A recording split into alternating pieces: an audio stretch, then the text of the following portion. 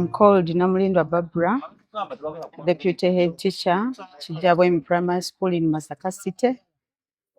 I've been attending a 2-day workshop about the science kits. First of all, we appreciate the government that is providing the science kits to the government schools. And we are also appreciating the River Flow International for making the kits and maybe giving training to the involved teachers. We have had our facilitator, Mr. Ambrose from River Flow. Actually, it has been a good session.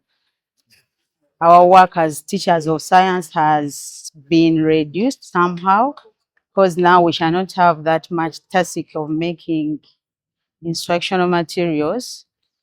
We shall make some, but not all. And what is in the science kits can also help to initiate the teaching and learning aids. What I've personally found interesting is that our learners now are going to get more interest in the science subject, as what they shall be learning is what they shall be seeing.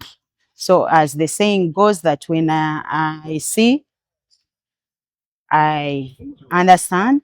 When I do, I remember. So learners are going to have hands-on during some topics in science.